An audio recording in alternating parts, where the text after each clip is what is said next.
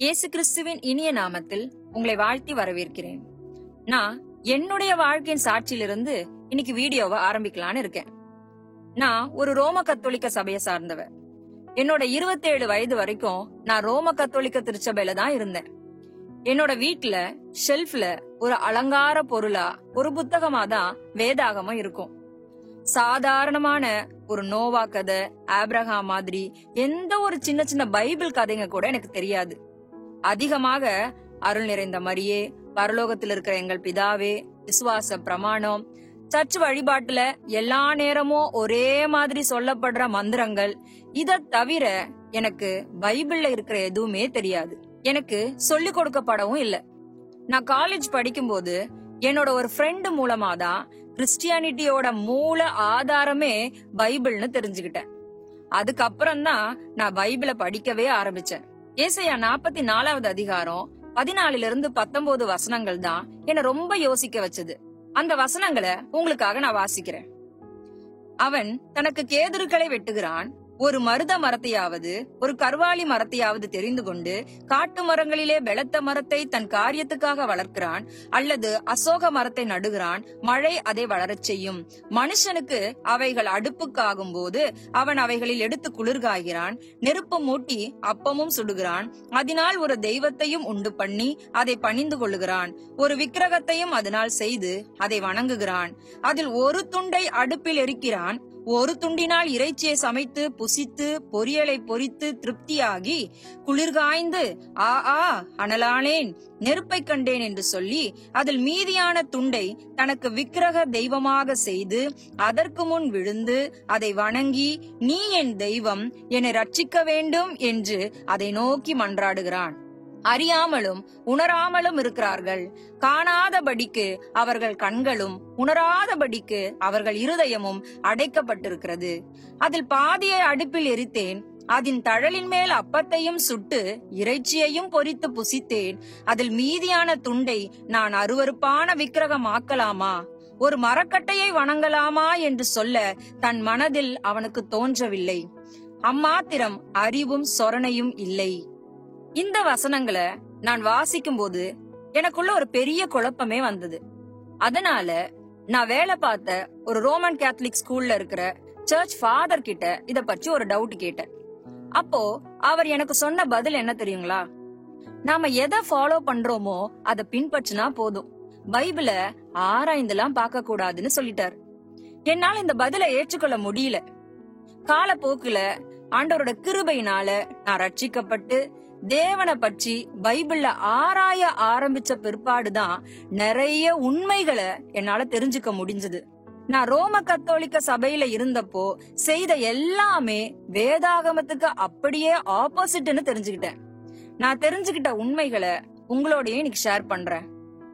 இயேசு கிறிஸ்துவோட சபை அப்போஸ்தலர் 2வது அதிகாரத்துல பரிசுத்த ஆவியானவர் வந்த பிறகு அப்போஸ்தலன் பேதுரு மற்றும் அப்போஸ்தலர்களின் குழுவால நிறுவப்பட்டது. திருச்சபைன்னு சொல்லும் போது அது ஒருபோதும் ஒரு கட்டடத்தை குறிக்கல, அது ஒரு மக்கள் குழுவை தான் குறிக்கிறது. அப்போஸ்தலர் புத்தகமோ அப்போஸ்தலன் பவுல், பேதுரு, யூதா, யாக்கோபு அவங்களோட அனைத்து நிருபங்களும் சபை எவ்வாறு செயல்பட வேண்டும் என்றுதான் சொல்கிறது. துரதிருஷ்டவசமா கிபி 100க்கு பிறகு பண ஆதாயம் கொண்ட கள்ள தீர்க்கதரிசிகளோட கூட்டம் சபையில பெருக ஆரம்பிச்சது. அவங்க தேவனுடைய வார்த்தையை திரித்து மனித கோட்பாட்டை அறிமுகப்படுத்தி சபைய சத்தியத்திலிருந்து விலக வச்சாங்க. முதல் நூற்றாண்டுல அப்போஸ்தலர்கள் செய்த நல்ல காரியங்கள் எல்லாத்தையும் அழிச்சிட்டு கிபி 300 - கிபி 1965 வரை ரோமானியர்கள் மனுஷ கோட்பாடுகளை அறிமுகப்படுத்தினாங்க.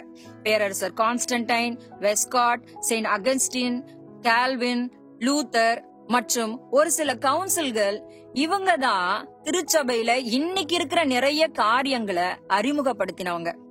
ரோமானிய மரபுகள் அப்போஸ்தலர்கள் உருவாக்கிய அந்த உண்மையான சபையையே அழிச்சிட்டது. கிறிஸ்துவத்தை ஒரு ரோம கத்தோலிக்க மதமா மாற்றுறதுக்கு புதிய கோட்பாடுகள் எவ்வாறு அறிமுகப்படுத்தப்பட்டன என்பதற்கு நான் உங்களுக்கு சில எடுத்துக்காட்டுகளை தரேன். கிபி 300ல இறந்தவர்களுக்கான பிரார்த்தனை தொடங்கின. கிபி 375ல தேவதூதர்கள் மற்றும் மரித்த புனிதர்களின் வழிபாடு செயல்படுத்தப்பட்டது. கிபி 378ல வழிபாடுகள்ல மெழுகுவர்த்தி ஏற்றப்படுவது அறிமுகப்படுத்தப்பட்டது.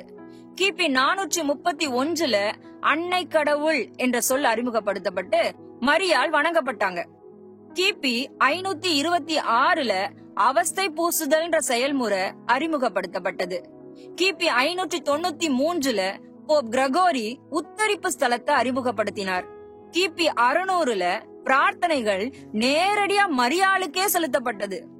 கிபி 709ல போப்பின் பாதத்தை முத்தமிடுவது முதல் முறையா அறிமுகப்படுத்தப்பட்டது.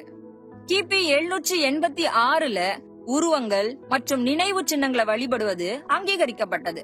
கிபி 850ல புனித நீர் தெளித்தல் தொடங்கியது. கிபி 995ல இறந்த புனிதர்களுக்கு புனிதர் பட்டம் கொடுக்கப்பட்டது.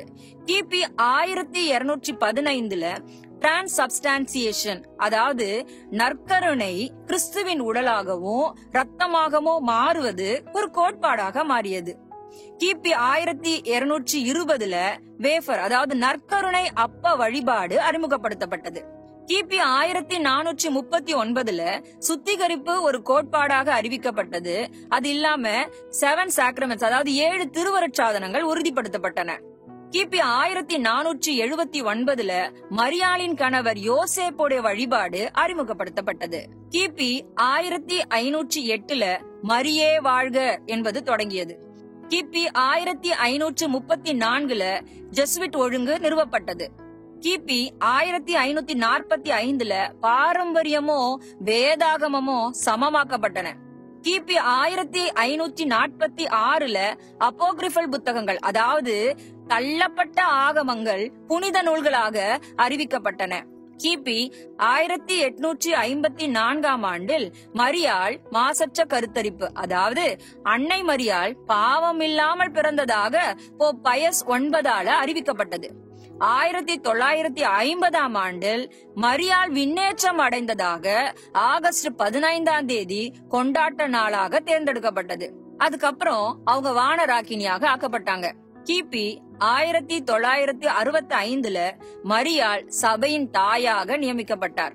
இப்ப நான் சொன்னதெல்லாம் மட்டும் இல்லங்க, திருத்துவ கோட்பாடு, முன்கூட்டியே தேர்ந்தெடுக்கப்படுதல், அதாவது த தியரி ஆஃப் ப்ரீடெஸ்டினேஷன், அப்போஸ்தலர்கள் நம்பிக்கை, குழந்தை ஞான ஸ்நானம், உறுதி பூசுதல், நற்கருணை, அட்வென்ட் சீசன், புனித வெள்ளி, ஈஸ்டர் மற்றும் கிறிஸ்துமஸ் ஆகியவையும் திருச்சபைய சத்தியத்திலிருந்து விளக்கியது. ஏன் இதெல்லாம் சொல்றேன்? ஏன்னா இப்ப நான் சொன்ன எதுவுமே பைபிளோட ஒத்து போகாது. ஆகவே பிரியமானவர்களே, இயேசு கிறிஸ்து சீக்கிரம் வரப்போறார். கிறிஸ்துவர்கள் தயவு செய்து பைபிளை படிச்சு நம்ம வாழ்க்கையில தேவையான மாற்றங்களை செய்ய வேண்டும் என்பதுதான் என்னோட தாழ்மையான வேண்டுகோள். அப்போதான் அவர் வருகையில நாம கைவிடப்பட மாட்டோம். கர்த்தர் உங்களை ஆசீர்வதிப்பாராக. ஆமென்.